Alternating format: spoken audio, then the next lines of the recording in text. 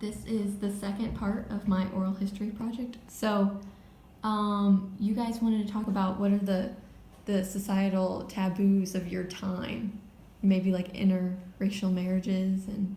Right. Well, yeah, we were just during the intermission. We were discussing back then the some of the taboos of our time period, our era of growing up, and back then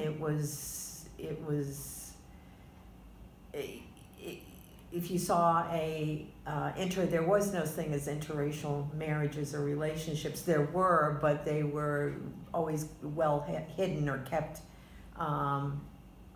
It was a taboo. There were a lot of things that I don't know for myself, I don't know about you, Jeannie, but there were a lot of things that I was so naive to. What you weren't exposed to? I wasn't exposed to, or Absolutely. not. I was very naive to. I didn't even know back then what a lesbian was, or what gay even meant. Growing up, that was just, you didn't know anything about that. I guess unless you were older or living in New York, in the city, or it was kept very, very quiet. Very quiet. People did not talk about that. People did not. It was just not even mentioned. But that's really how it should be. It shouldn't be that anybody talks about it. It's their life. I have no problem with No, but what I mean is, LGBT. it should be like. But as a child, anybody's relation. I'm saying as a child, Correct. I knew nothing about any. Kids today are so well aware of so much more. They're exposed to so much more that's out there. They're really exposed to life a lot more than I was as a child, because they have access to social media, newscasting, the amount of technology that's out there that brings news and history to the forefront in your living room every day. I can remember where sitting on my dad's lap on a Saturday night watching wrestling. That was it. There wasn't much TV on at that point in time. Wrestling was the big thing, and MBTV would be on at nighttime for maybe 3 hours, and then it would be off. That was it. Yeah, I remember. And nothing like the TVs of today. yeah. But we were talking about, like today, back in my day, a mixed marriage was a Catholic and a Protestant, or a Catholic and a Jew or Jewish, of someone of Jewish faith. Those were mixed marriages. Yeah. That's true. And even that was very, depending on your background, that could be very taboo too. Well, especially between the Catholic, Catholicism and Judaism. I mean, that was just, it wasn't a total no-no, but, it was like, oh, you're marrying a Catholic girl and you're Jewish, and, both, those are pretty strong religions right there. So, well, they very much parallel to a point. They do. Then it stops. Yeah. But yes, very much. Yeah. But other than that, I would say I was a little. I think children were very sheltered at our age. Well, when they we were younger, and things were a little quieter. And I watch things on TV now, and I'm going, if my mom and dad were still alive, they would be just blown away at the suggestiveness of things on TV, and YouTube videos, and BuzzFeed and Tumblr, and all of these things that kids have access to that make them aware of so much stuff that. But really, we should go back to, and I'm not saying hide things. I don't mean to say hide things, but simpler. It should be. People just live the lives they want to live. It shouldn't be they given anything more special, or anybody looking at them oddly over it. Because I know there were 2 men that rented a house in our neighborhood, and looking back, they probably were gay. They died very young. I suspect they didn't know about AIDS back then. That very well could have been the cause of their deaths. But no one cared. Nobody did anything to them. Nobody, and that's really the way it should be. They shouldn't be given special treatment, and no one should look down at them. That's their lives, and that's how it should be. I'm glad to see though that they're starting to get some equal rights. They deserve the rights that heterosexuals have.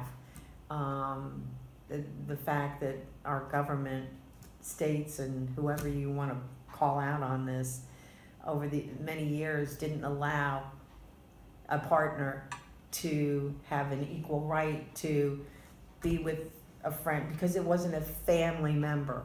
Well, it is a family member. Mm-hmm. They didn't have access to the benefits that, there are a lot of things that the LGBTQ community deserves to have the ability to have, just like a heterosexual family. It's still a continued fight. Yeah. Well, since the both of you are talking about kind of your parents' views, can you talk about how you were raised more specifically, not just religion, but what your parents were like and how you grew up? Okay. You want me to go Yep. first? Okay. My parents were rather conservative. I'd say very conservative, but in some aspects liberal as well. They were both very giving, caring, loving, nurturing parents. My mom was probably a little bit more possessive. My dad was just a real sweetheart. He was just a really great guy, and I always consider him like my best friend. But I had a brother and sister. We always had a very respectful. Growing up as children, we were not allowed to use the word hate. The word hate was not allowed in our house. Neither of my parents ever spanked any of us.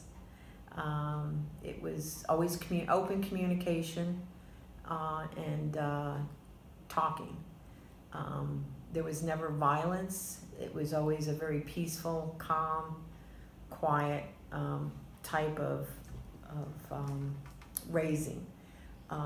Values were very important. Manners were very important. A lot of things that I don't see today out there in the world. I know that when we as a family went out for dinner, if an older person came to our dinner table, all three of us, the children, would have to stand up and receive the people that were coming to the table.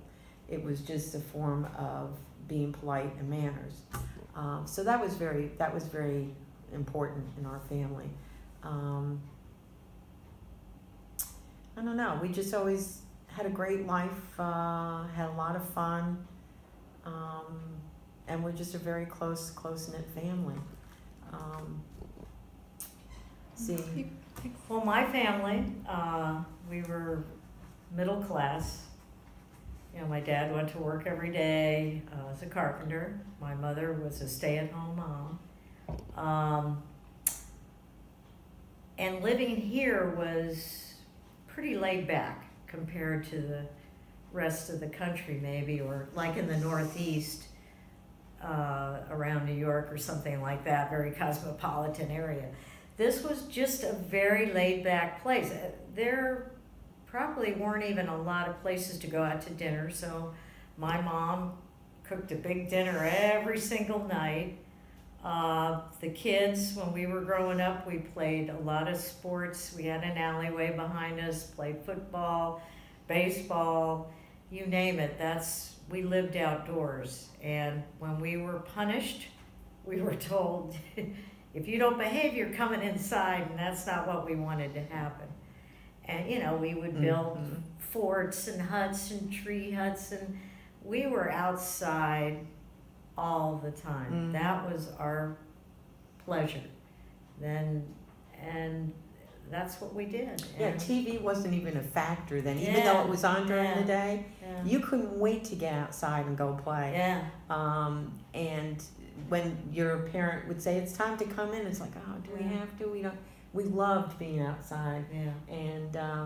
and really the nighttime was the only time you get to watch TV Yeah. after you came in and took a shower Yeah, and got came in, took a got shower. ready for bed. That was the only time Yeah. you could watch TV because We you ca- just we were- couldn't Yeah. wait to be out with your friends. We were called in before dinner, get Yeah. cleaned up, get Yeah. in the shower, or have a nice dinner. Mm-hmm. Then there was a little TV, but quite honestly, I think I was probably, I think I was like in first grade when my parents finally decided to buy a TV, because they didn't even care about TV. You know, they read or they maybe Radio. listened to the radio. I loved listening to the or radio. yeah. played games or something like that. It just wasn't something they even thought they would care about having, but they did finally get one. And I must admit, I am a TV junkie. I love. If you ask We me know. today, I did too. what is the biggest, most important invention ever created in my lifetime? What I thought, I would probably, and I know, believe me, computers and internet, believe me, I know are incredibly wonderful. And I would say TV was number one, and the computer is, and the internet, it all links together, but computer and the internet is a close second. But TV's still number one.